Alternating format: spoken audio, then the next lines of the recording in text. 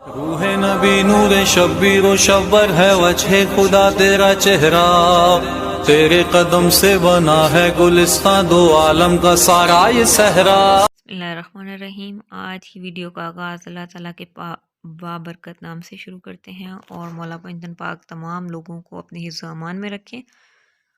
اور جیسا کہ ہم نے سلسلہ شروع کیا تھا کہ انشاءاللہ تعالی ہم پورا ٹائم نکال کر ان لوگوں کے لیے دعا مانگیں گے جو کہ کمنٹس میں اپنی دعا ود نیم لکھیں گے۔ تو بہت سارے لوگوں نے دعائیں کہی ہیں، مولا پنجتن پاک سب کی دعائیں قبول کرے، اور اسپیشلی بنت نیلم جو ہیں بلال نیلم ان کی کو مولا جو ہیں وہ اپنے شوہر سے ملائیں، اور وہ جلد از جلد جو ہے وہ اپنے شوہر کے پاس جائیں، اور ہر بیٹی جو جس پریشانی میں ہے، جس مصیبت میں ہے، مولا پنجتن پاک ہر بیٹی کی ہر پریشانی ہر مصیبت ختم کریں، اور تمام لوگ جو ہے وہ آمین کہیے گا کہ بنت نیلم جو ہیں وہ بلال نیلم وہ جلد از جلد جو ہیں وہ اپنے شوہر کے ساتھ ملیں اور ان کے پاس جائیں، اور ان کا گھر آباد واپس پہلے کی طرح ہو، الہی آمین۔ اور اب ہم اپنی نئے معجزے کا آغاز کرتے ہیں۔ مولا علی کا معجزہ ہے یہ بھی، سرزمین بابل پر سورج کا حضرت کے لیے پلٹنا۔ سید المرتضیٰ یہ جو ہے وہ تمام وہ لوگ جو کہ کسی بھی پریشانی میں مبتلا ہیں، وہ یہ معجزے کی منت مان سکتے ہیں کہ ہم جو ہے وہ فلاں مٹھائی یا کسی بھی میٹھی چیز پر آپ یہ معجزہ پڑھ سکتے ہیں، جس طرح سے میں پہلے بھی بیان کرتی رہتی ہوں، اور آپ یہ منت مان سکتے ہیں کسی بھی پریشانی کے عالم میں آپ ہوں تو انشاءاللہ تعالی مولا پنجتن پاک آپ کی وہ پریشانی جو ہے وہ دور کریں گے۔ سید مرتضیٰ نے ایون المعجزات میں اپنی اسناد سے امام محمد باقر علیہ السلام سے روایت کی۔ انہوں نے اپنے والد کی سند سے امام حسین علیہ السلام سے روایت کی۔ انہوں نے فرمایا، امیر المومنین علیہ السلام جنگ نہروان سے فارغ ہوئے اور عراقی علاقے سے گزرتے ہوئے براسا، یہ وہی جگہ ہے جہاں بغداد میں مسجد براسا بنی ہوئی ہے، کے مقام پر آپ نے ظہر کی نماز پڑھائی، پھر وہاں سے نکل کر سرزمین بابل میں داخل ہوئے۔ اس اثناء میں نماز عصر کا وقت ہو گیا، اور لوگ کہنے لگے کہ امیر المومنین نماز عصر کا وقت ہو چکا ہے۔ آپ نے فرمایا، یہ زمین 3 دفعہ دھنسائی گئی ہے اور ابھی اس نے چوتھی بار دھنسنا ہے۔ وسیع کے لیے اس سرزمین پر نماز پڑھنا نامناسب ہے۔ ہاں، اگر تم میں سے کوئی نماز پڑھنے کا خواہش مند ہو تو یہاں پڑھ لے۔ منافقین نے ایک دوسرے سے کہا، یہ خود تو نماز نہیں پڑھتا اور نمازیوں کو قتل کرتا ہے۔ اس سے ان کی مراد نہروان کے خارجی تھے۔ جویریہ بن مسہر العبدی کا بیان ہے کہ میں ایک 100 سواروں کے ساتھ مولا کے پیچھے چلتا رہا، اور میں نے دل میں کہا کہ جب تک میرے مولا نماز نہیں پڑھیں گے اس وقت تک میں بھی نماز نہیں پڑھوں گا۔ حضرت امیر المومنین نے اپنا سفر جاری رکھا، اور جب وہ بابل کی حدود سے باہر آئے تو سورج غروب ہونے کو تھا۔ پھر چند ہی لمحات گزرے کہ سورج ڈوب گیا اور افق میں سرخی پھیل گئی۔ امیر المومنین میری طرف متوجہ ہوئے اور فرمایا کہ پانی لے آؤ۔ جویریہ کا بیان ہے کہ میں نے پانی پیش کیا، حضرت نے وضو کیا، پھر انہوں نے مجھ سے فرمایا کہ جویریہ اذان دو۔ میں نے عرض کیا، مولا ابھی اذان مغرب سے چند لمحات باقی ہیں۔ حضرت نے فرمایا، عصر کے لیے اذان کہو۔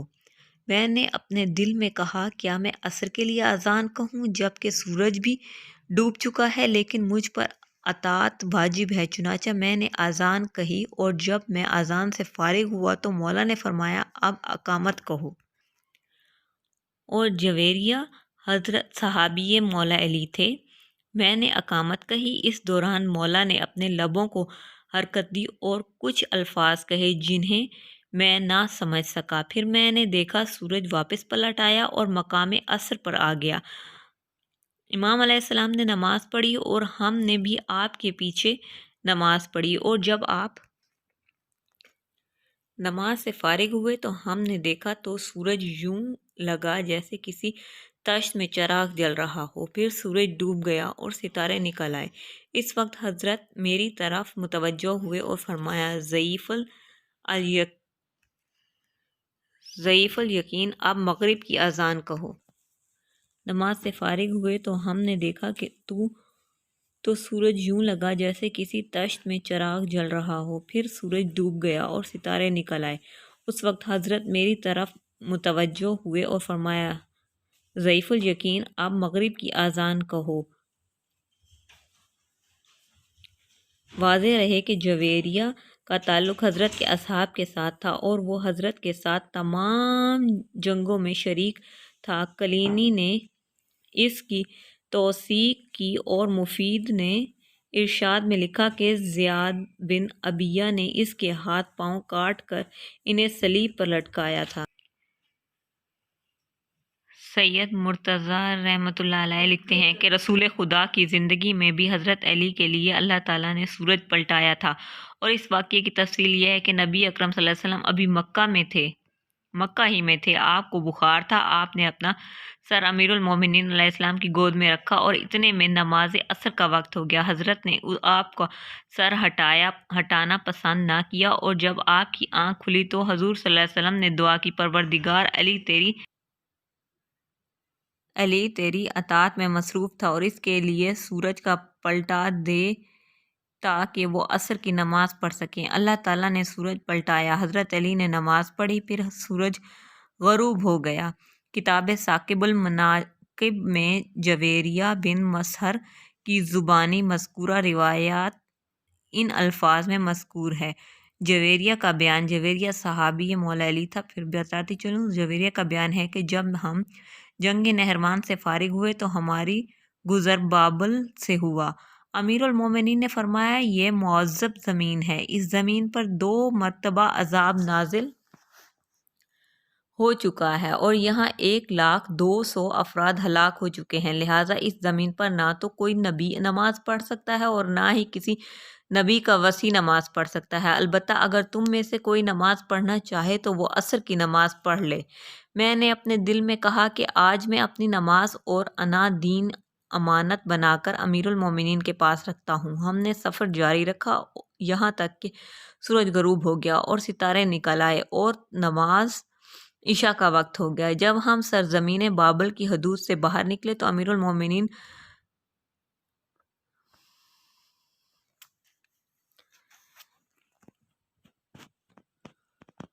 گھوڑے پر اترے اور آپ نے گھوڑے کے سموں سے مٹی چھانی اور پھر آپ نے مجھ سے فرمایا، تم بھی اپنے جانور کے سموں سے مٹی جھاڑو۔ میں نے حضرت کے فرمان پر عمل کیا۔ پھر آپ نے مجھ سے فرمایا، عصر کی اذان کہو۔ میں نے اذان کہی، لیکن اپنے دل میں کہا، جویریہ تو مر جائے، دن چلا گیا اور رات ہو چکی ہے، پھر بھی تو نے عصر کی اذان کہی ہے۔ آپ نماز عصر کے لیے کھڑے ہوئے تو سورج لوٹ آیا اور اس سے کسی اونٹ کے بلبلانے جیسی آواز آ رہی تھی اور سورج مقام عصر پر آ کر رک گیا۔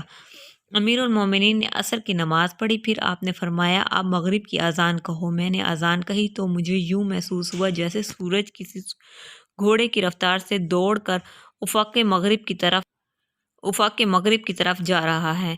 بہرنو سورج فوراً ڈوب گیا اور میں نے حضرت کے ساتھ مغرب کی نماز پڑھی۔ پھر آپ نے فرمایا، اب عشاء کی اذان کہو۔ میں نے اذان کہی اور آپ کے ساتھ عشاء کی نماز پڑھی۔ اس وقت میں نے پکار کر کہا، رب کعبہ کی قسم، بے شک آپ محمد صلی اللہ علیہ وسلم محمد مصطفیٰ کے سچے ہیں، جس نے آپ کی مخالفت کی وہ گمراہ، ہلاک اور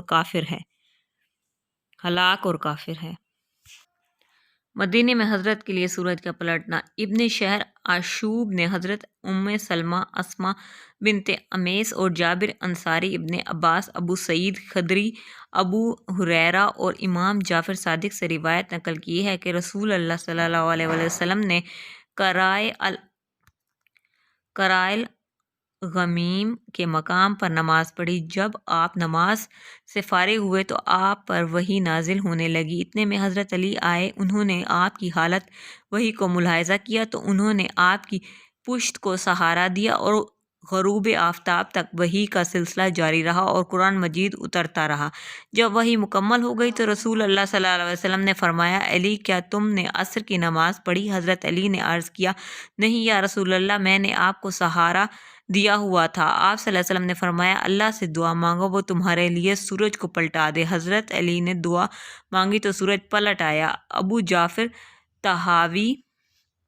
طحاوی لکھتے ہیں، نبی اکرم نے دعا مانگی، پروردگار علی تیری اور تیرے رسول کی اطاعت میں مصروف رہا، اس کے لیے سورج لوٹا دے۔ حضرت کی دعا قبول ہوئی اور سورج پلٹ آیا۔ حضرت علی نے نماز عصر ادا کی۔ جب وہ نماز سے فارغ ہوئے تو سورج فوراً ڈوب گیا اور ستارے نکل آئے۔ ابو بکر بن مہرویہ لکھتے ہیں کہ اسما بنت امیس نے کہا، جب سورج غروب ہوا تو ہمیں یوں آواز سنائی دی جیسے لکڑی کو آرے میں چیرا جا رہا ہو، اور سورج پلٹنے کا واقعہ جنگ خیبر کے موقع پر مقام صہبا میں پیش آیا۔ ایک روایت میں مذکور ہے کہ حضرت علی نے اشارہ سے نماز ادا کی تھی اور جب سورج پلٹ آیا تو آپ نے حکم رسول کے تحت نماز کا ادا کیا، اور واقعے کے بعد رسول اللہ صلی اللہ علیہ وآلہ وسلم نے حسان بن ثابت کو حکم دیا کہ وہ اس واقعے کو نظم میں بیان کرے تو اس نے یہ اشعار لکھے۔ علی بن ابی طالب کی محبت کے بغیر کسی توبہ کرنے والے کی توبہ قبول نہیں ہوتی۔ علی رسول اللہ صلی اللہ علیہ وسلم کا صرف بھائی ہی نہیں بلکہ ان کے داماد بھی ہیں، اور داماد کا موازنہ دوست سے نہیں کیا جا سکتا۔ لوگوں، علی جیسا کون ہو سکتا ہے جس کے لیے ڈوبا ہوا سورج پلٹ آیا؟ ابن شہر آشوب کتابوں کا حوالہ ہے یہ۔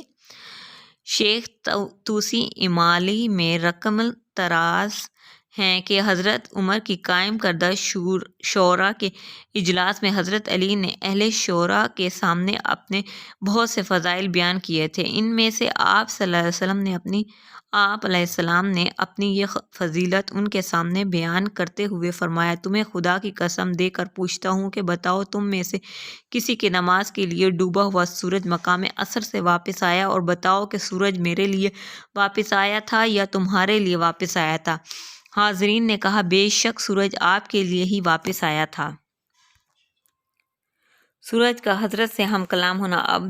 ابو عبداللہ محمد بن عباس المعروف ابن حجام نے اپنی کتاب ما انزل اللہ فی اہل البیت من القرآن میں اپنی اسناد کے ساتھ جابر بن عبداللہ سے روایت کی۔ انہوں نے فرمایا، مدینہ کی ایک گلی میں میری ملاقات عمار یاسر سے ہوئی۔ میں نے، جو صحابی مولا علی تھا، میں نے اس سے رسول اللہ صلی اللہ علیہ وسلم کے متعلق پوچھا تو انہوں نے کہا کہ حضور صلی اللہ علیہ وسلم اس وقت اپنی قوم کے سرداروں کے ساتھ مسجد میں بیٹھے ہوئے تھے، اور آج عجیب بات یہ ہوئی کہ ہم نے صبح کی نماز حضور صلی اللہ علیہ وسلم کے ساتھ ادا کی۔ پھر جب سورج چڑھ آیا تو اس وقت علی مسجد میں آئے۔ نبی اکرم صلی اللہ علیہ وسلم نے کھڑے ہو کر ان کی آنکھوں کے درمیان بوسہ دیا اور انہیں اپنے قریب بٹھایا، یہاں تک کہ علی کے گھٹنے رسول اللہ کے گھٹنوں سے لگ رہے تھے۔ پھر حضور صلی اللہ علیہ وسلم نے فرمایا، علی اٹھو اور سورج سے گفتگو کرو، وہ بھی تم سے گفتگو کرے گا۔ اہل مسجد نے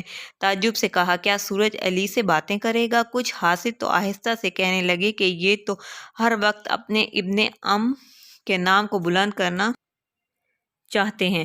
علی اٹھے اور آپ نے سورج سے فرمایا، اے مخلوق خدا، تم کیسے ہو اور تم نے کیسے صبح کی؟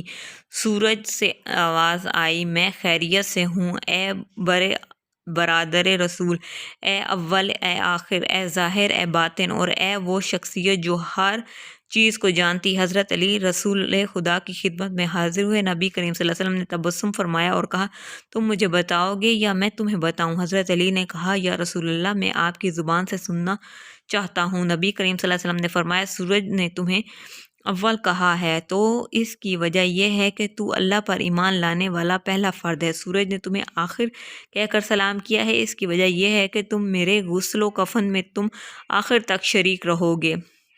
سورج نے تمہیں یا ظاہر کہا ہے، اس کی وجہ یہ ہے کہ میرے پوشیدہ رازوں پر تو ہی غلبہ حاصل کرے گا۔ سورج نے تمہیں یا باطن کہہ کر سلام کیا ہے تو اس کی وجہ یہ ہے کہ تو میرے علم کو اپنے بطن میں سنبھال کر رکھے گا۔ علاوہ ذین سورج نے تمہیں یا من ہوا بکل شیء علیم کہہ کر سلام کیا ہے تو اس کا مقصد یہ ہے کہ اللہ تعالیٰ حلال حرام فرائض احکام تنزیل تعویل ناسخ منسوخ محکم متشابہ اور مشکل کا جو بھی علم نازل کیا ہے تم ان تمام علوم کے عالم ہو۔ اگر مجھے یہ خدشہ نہ ہو کہ میری امت کے لوگ تیرے متعلق وہ کچھ نہ کہیں جو نصارہ نے عیسیٰ کے متعلق کہا تو میں تیرے متعلق وہ کچھ کہتا کہ لوگ تیرے قدموں کی خاک اٹھا کر اسے ذریعہ شفا بنا لیتے۔ حضرت جابر کا بیان ہے جب عمار مکمل واقعہ بیان کر چکے تو اتنے میں سلیمان آگے آ گئے۔ عمار نے کہا حضرت جابر کا بیان ہے کہ جب عمار مکمل واقعہ سنا چکے تو اتنے میں سلیمان آ گیا۔ عمار نے کہا سلیمان بھی ہمارے ساتھ تھا، تم اس سے سن لو۔ پھر سلیمان نے بھی تمام واقعہ اسی طرح سے بیان کیا جیسا کہ عمار سنا چکے تھے۔ امام محمد باقر علیہ السلام اللہم صلی علی محمد و آل محمد سے منقول ہے کہ ایک دن نبی کریم صلی اللہ علیہ وسلم نے حضرت علی علیہ السلام کی گود میں سر رکھا اور آپ سو گئے۔ حضرت علی نے اس وقت تک عصر کی نماز نہیں پڑھی تھی۔ سورج ڈوبنے لگا تو رسول خدا بیدار ہوئے تو حضرت علی نے ان سے اپنی نماز قضا ہونے کا تذکرہ کیا۔ رسول خدا نے دعا کی، سورج عصر کے مقام پر پلٹ آیا اور حضرت علی نے نماز پڑھی۔ پھر رسول خدا نے حضرت علی سے فرمایا اٹھو سورج پر سلام کرو، وہ بھی تم سے کلام کرے گا۔ حضرت علی نے کہا یا رسول اللہ میں سورج کو کیسے سلام کروں؟ رسول خدا نے فرمایا تم اسے السلام علیک یا خلق اللہ کہہ کر سلام کرو۔ حضرت علی اٹھے اور انہوں نے سورج کو السلام علیک یا خلق اللہ کہہ کر سلام کیا۔ جواب میں سورج نے کہا وعلیکم السلام یا اول یا آخر یا ظاہر یا باطن یا من ینجی مجیبتم و یوسکا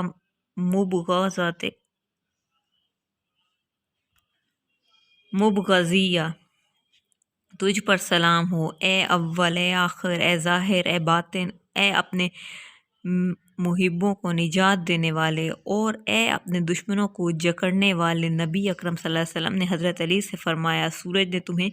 حضرت علی نے سورج کی گفتگو حضور صلی اللہ علیہ وسلم سے نقل کی تو آپ نے فرمایا سورج نے سچ کہا ہے اور اسی نے حکم خداوندی سے گفتگو کی ہے۔ تو ایمان لانے میں تمہارے مومنین سے اول ہے اور تو آخر وصی ہے، کیونکہ میرے بعد کوئی نبی نہیں اور تیرے بعد کوئی وصی نہیں، اور تو اپنے دشمنوں پر غالب ہے۔ عربی زبان میں غالب کو ظاہر بھی کہا جاتا ہے، اور تو علم کو اپنے بطن میں محفوظ رکھنے والا ہے۔ تو میرے علم کا امین اور میرے رب کی وحی کا خزانہ ہے۔ تیری اولاد بہترین اولاد ہے اور تیرے شیعہ قیامت کے دن خدا کے منتخب کردہ ہوں گے۔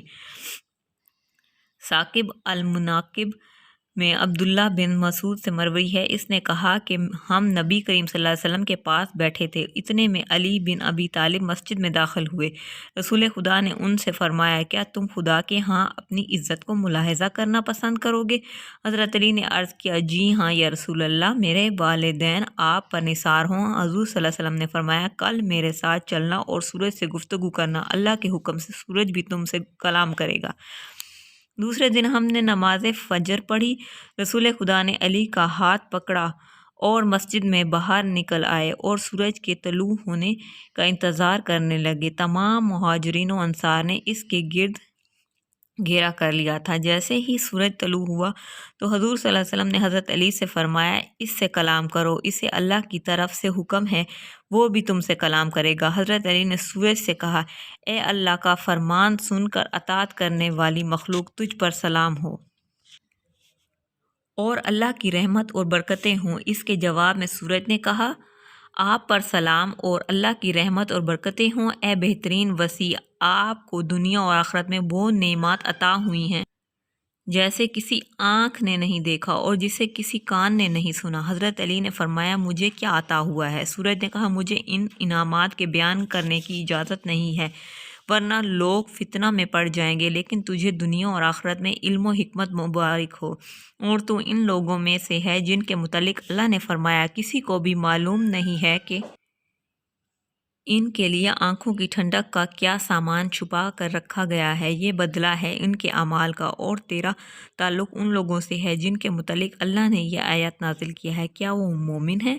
وہ فاسق کی طرح سے ہو سکتا ہے؟ وہ برابر نہیں ہو سکتے۔ روایت میں ہے کہ سورج نے حضرت علی سے 3 بار کلام کی تھی۔